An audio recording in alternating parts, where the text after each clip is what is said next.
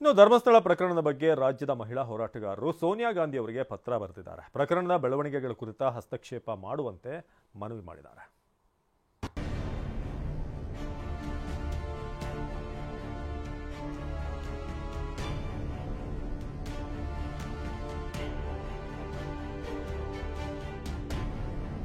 ಧರ್ಮಸ್ಥಳ ಪ್ರಕರಣ ನಿನ್ನೆ BJP high command ತಲುಪಿತ್ತು. ರಾಜ್ಯದ 8 ಸ್ವಾಮೀಜಿಗಳು ಕೇಂದ್ರ ಗೃಹ ಸಚಿವ ಅಮಿತ್ ಶಾ ಭೇಟಿಯಾಗಿದ್ರು. ಸಾಲದಕ್ಕೆ ಕೇಂದ್ರ ಸಚಿವ ಎಚ್ ಡಿ ಕುಮಾರಸ್ವಾಮಿ ಕೂಡ ಅಮಿತ್ ಶಾ ಜೊತೆ ಚರ್ಚೆ ನಡೆಸಿದ್ರು. ಈ ಬೆನ್ನಲ್ಲೇ ಧರ್ಮಸ್ಥಳ ಪ್ರಕರಣ ಕಾಂಗ್ರೆಸ್ ಹೈಕಮಾಂಡ್ ಅಂಗಳಕ್ಕೂ ತಲುಪಿದೆ. ಸೋನಿಯಾ ಗಾಂಧಿಗೆ ಮಹಿಳಾ ಸಂಘಟನೆಗಳ ಪತ್ರ. ಕೊಂದವರು ಯಾರು ಎಂಬ ಹೆಸರಿನಲ್ಲಿ ಅಭಿಯಾನ. ಕೊಂದವರು ಯಾರು? Who killed the women in Dharmasthala. ಇದು ರಾಜ್ಯದ ಕೆಲವು ಮಹಿಳಾ ಸಂಘಟನೆಗಳು ನಡೆಸುತ್ತಿರುವ ಅಭಿಯಾನ. ಇದೇ ಕ್ಯಾಂಪೇನ್ ಹೆಸರಿನಲ್ಲಿ ಕಾಂಗ್ರೆಸ್ ಅಧಿನಾಯಕಿ ಸೋನಿಯಾ ಗಾಂಧಿ ಅವರಿಗೂ ಕೂಡ ಪತ್ರ ಬರೆದಿದ್ದಾರೆ. 10 ಮಹಿಳಾ ಸಂಘಟನೆಗಳು ಸೇರಿದ ಹಾಗೆ 40 ಸಾಮಾಜಿಕ ಮಹಿಳಾ ಹೋರಾಟಗಾರರು ಧರ್ಮಸ್ಥಳ ಎಸ್ಐಟಿ ಹಾಗೂ ರಾಜ್ಯದ ಸಚಿವರ ಹೇಳಿಕೆಗಳ ಬಗ್ಗೆ ಕಳವಳ ವ್ಯಕ್ತಪಡಿಸಿದ್ದಾರೆ. ಹಾಗಿದ್ರೆ ಮಹಿಳಾ ಸಂಘಟನೆಗಳು ಬರೆದಿರುವಂತಹ ಪತ್ರದಲ್ಲಿ ಏನಿದೆ ತೋರಿಸ್ತೀವಿ ನೋಡಿ. ಆತ್ಮೀಯ ಸೋನಿಯಾ ಗಾಂಧಿ ಅವರೇ, ಕರ್ನಾಟಕದಲ್ಲಿ ಇತ್ತೀಚೆಗೆ ಕೊಂದವರು ಯಾರು? Who killed the women in Dharmasthala ಎಂಬ ಅಭಿಯಾನ ಶುರುವಾಗಿದೆ.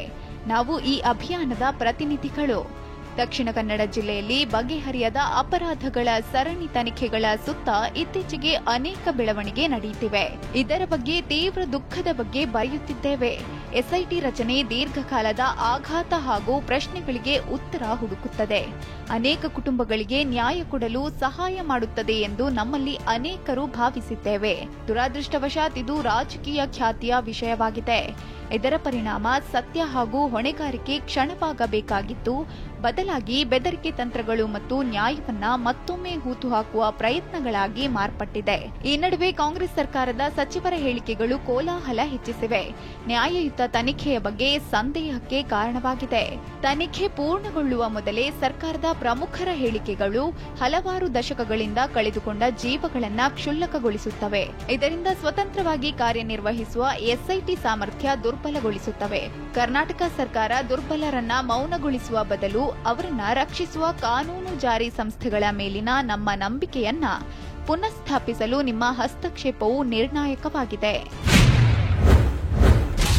ಈ ಪ್ರಕರಣಗಳು ಏನಿದ್ವು ಅವುಗಳು ಅದಕ್ಕೊಂದಷ್ಟು ಬೆಳಕು ಚೆಲ್ಬಹುದೇನೋ ಇದು ಅಂತ ನಾವು ಅನ್ಕೊಂಡ್ವಿ. ಬಟ್ ಆ ನಂತರ ಆದಂತ ಸಿನಾರಿಯೋಗಳೆಲ್ಲ ನೋಡಿದಾಗ ನಿಜವಾಗ್ಲೂ ಆಗ್ಬೇಕಾದಂತ ಅಂದ್ರೆ ಅನ್ಯಾಯಕ್ಕೊಳಗಾದಂತದಕ್ಕೆ ನ್ಯಾಯ ಸಿಗ್ಬೇಕಾದಂತದ್ದು ಕೂಡ ಎಲ್ಲೋ ಒಂದು ಡೈವರ್ಟ್ ಆಗೋಯ್ತೇನೋ ಅನ್ನೋ. ಹೀಗೆ ಪತ್ರ ಬರೆದಿರುವ ಮಹಿಳಾ ಹೋರಾಟಗಾರರು ಸೋನಿಯಾ ಗಾಂಧಿ ಮುಂದೆ 3 ಬೇಡಿಕೆಗಳನ್ನ ಇಟ್ಟಿದ್ದಾರೆ.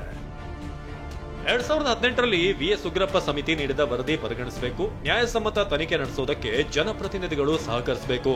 ಸೌಜನ್ಯ ಪ್ರಕರಣದ ತನಿಖೆಯಲ್ಲಿ ಲೋಪ ಎಸಗಿದ ಅಧಿಕಾರಿಗಳನ್ನ ನ್ಯಾಯಾಲಯದ ಆದೇಶದಂತೆ ತನಿಖೆಗೆ ಒಳಪಡಿಸಬೇಕು ಎಂದು ಬೇಡಿಕೆ ಇಟ್ಟಿದ್ದಾರೆ.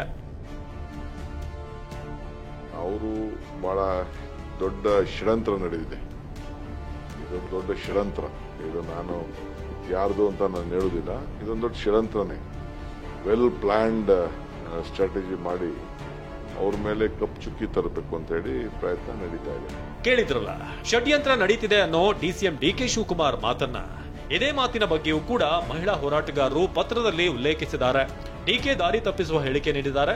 ಈ ಮಾತನ್ನ ಲಕ್ಷ್ಮೀ ಹೆಬ್ಬಾಳ್ಕರ್ ಬೆಂಬಲಿಸಿದ್ದಾರೆ ಅಂತ ಎಸ್ಐಟಿ ತನಿಖೆ ಬೆಳವಣಿಗೆ ಬಗ್ಗೆ ಆತಂಕ ವ್ಯಕ್ತಪಡಿಸಿದ್ದಾರೆ. ಲಕ್ಷ್ಮೀ ಹೆಬ್ಬಾಳ್ಕರ್ ಅವ್ರ ಬಗ್ಗೆನೂ ಕೂಡ ಮೆನ್ಷನ್ ಮಾಡಿದೀವಿ. ಯಾಕಂದ್ರೆ ಇದು ಎಸ್ಐಟಿ ತನಿಖೆ ನಡೀತಾ ಇರಬೇಕಾದ್ರೇನೆ ತನಿಖಾ ತಂಡವನ್ನ ರಚಿಸಿರೋದು ಇವ್ರದೇ ಸರ್ಕಾರ ಆಗಿದ್ರು ಇವ್ರು ಬಂದು ಮತ್ತೆ ಸದನದಲ್ಲಿ ಕೂಡ ಮಾತಾಡ್ತಾರೆ. ಏನು ಅಂತಂದ್ರೆ ಇದು ಯಾವ್ದೋ ಒಂದು ಸಂಸ್ಥೆಗೆ ಕಳಂಕ ತರೋದಕ್ಕೆ ಮಾಡಿರುವಂತದ್ದು ಅನ್ನೋದು ಹೇಳೋದಿದೆ ಅಲ್ಲ, ಅದು ತಪ್ಪಲ್ವಾ? ಅದು ಮತ್ತೊಂದ್ ಕಡೆ ನಿನ್ನೆ ರಾಜ್ಯದ 8 ಸ್ವಾಮೀಜಿಗಳು ಧರ್ಮಸ್ಥಳದ ವಿರುದ್ಧ ಅಪಪ್ರಚಾರ ನಡೀತಿದೆ, ಎನ್ಐಎ ತನಿಖೆಗೆ ನೀಡುವಂತೆ ಕೇಂದ್ರ ಗೃಹ ಸಚಿವರಿಗೆ ಮನವಿ ಮಾಡಿದ್ರು. ಈ ವಿಚಾರವಾಗಿ ಸಚಿವ ಎಂಬಿ ಪಾಟೀಲ್ ಪ್ರತಿಕ್ರಿಯಿಸಿದ್ದಾರೆ. ಸ್ವಾಮೀಜಿಗಳಿಂದ ಅಮಿತ್ ಶಾ ಭೇಟಿ ಬಿಜೆಪಿ ಸ್ಪಾನ್ಸರ್ ಆಗಿರುತ್ತೆ ಎಂದಿದ್ದಾರೆ. ನೋಡಿ, ಇದೆಲ್ಲ ಸ್ಪಾನ್ಸರ್ಡ್ ಇರ್ತದೆ, ಬಿಜೆಪಿದು ಸ್ಪಾನ್ಸರ್ಡ್ ಎಲ್ಲ.